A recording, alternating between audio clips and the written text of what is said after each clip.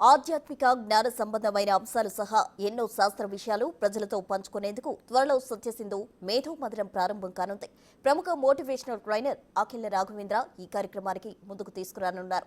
దాదాపు 100 ఎపిసోడ్ల ప్రోగ్రాంలో ప్రముఖ సిద్ధ వైద్యురాలు ఆధ్యాత్మికవేత్త సత్యసింధుజ తన అనుభవాలను విశ్లేషణ పంచుకుంటారు. అఖిల రాఘవేంద్ర వ్యాఖ్యాతగా వ్యవహరిస్తారు. వివిధ ప్రశ్నలకు సత్యసింధుజ సమాధానాలు ఇస్తారు. భవిష్యత్ తరాలకు జ్ఞాననిధిలా ఈ కార్యక్రమం ఉపయోగపడుతుందని సత్యసింధుజ అఖిల రాఘవేంద్ర దర్శకుడు మీర్ తెలిపారు. ఆడ ఆది శంకరాచార్యులు ఒక మండన మిశ్రుడు ఇద్దరు కలిసి మాట్లాడుకున్నంత ఆనందం కలిగిందనమాట. అంత బాగా వాళ్ళిద్దరు వాదనలు కానివ్వండి, ప్రతివాదనలు కానీ చాలా బాగుండేవి అనమాట. అంటే ఈ రోజుల్లో హత్యలు ఎలా చేయాలి, హత్యలు చేసిన తర్వాత ఎలా దాని నుంచి తప్పించుకోవాలి, ప్రేమికులను ఒకళ్ళొకళ్ళు ఎట్టా మోసం చేసుకోవాలి, అలాగే అమ్మ నాన్నల్ని ఎట్టా మనం దూరంగా ఉంచాలి, ఇలాంటివన్నీ చాలా క్షుణ్ణంగా చాలా డీటెయిల్గా తీస్తూ చూపిస్తున్న ఈ రోజుల్లో ఇలాంటి ఒక ప్రోగ్రాం యూత్కి ఇలాంటి ఒక ప్రోగ్రాం రావటం అనేది చాలా అవసరం అన్నమాట. ఈ ప్రోగ్రాం డెఫినెట్గా చాలా మంచి ప్రోగ్రాం అవుతుంది, అందరూ చూడాలని చెప్పి నేను మనస్ఫూర్తిగా కోరుకుంటాను.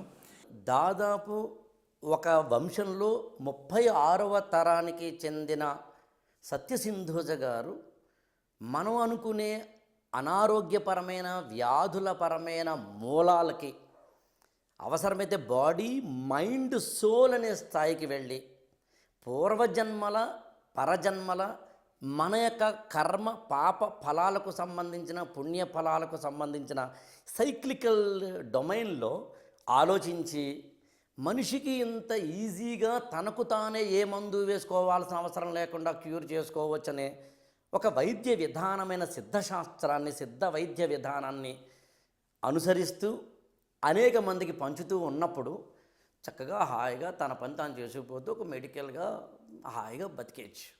కానీ తాను పొందిన అనుభూతిని, ఆనందాన్ని, జ్ఞానాన్ని నలుగురికి పంచాలని మనం ఒక రమణ మహర్షుల వారినో, మేడం బ్లావెట్స్కీ లాంటి వారినో, లేకపోతే కనుక పరమహంస యోగానంద లాంటి వారి గురించో పుస్తకాల్లో చదివింది మన కళ్ళెదురుకుండా ఉన్న సత్యసింధుజ గారు దాన్ని అనుభవించి అనుసరించి ఉన్మీలనం చెంది ఉన్ముఖమై మన ముందు పెడుతున్నారు అంటే ఖచ్చితంగా డిజిటల్ ప్రపంచంలో ఇది ఒక రెవల్యూషన్ అవుతుంది.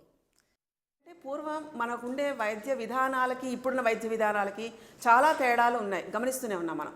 ఒకవేళ కనుక మనకి అదే సిస్టమ్స్లో తగ్గిపోతుందంటే రోగం యొక్క ఉనికి ఉండకూడదు. కానీ ఉంటుంది అంటే అక్కడ సిస్టమ్స్ తప్ప లేకపోతే మనం చూసే విధానం తప్ప అన్న దాని మీద చూస్తే మన శరీర నిర్మాణానికి, శరీరంలో జరుగుతున్న మార్పులకు అనుగుణంగా మన శరీరం మనతోటి ఏం మాట్లాడుతోంది అనే దాని మీద మనం దృష్టి పెట్టకపోవడం వల్ల వచ్చే ఇబ్బందుల వల్ల మనకది ఒక డిస్కంఫర్ట్ డిజార్డర్ కింద తెలుస్తున్నాం.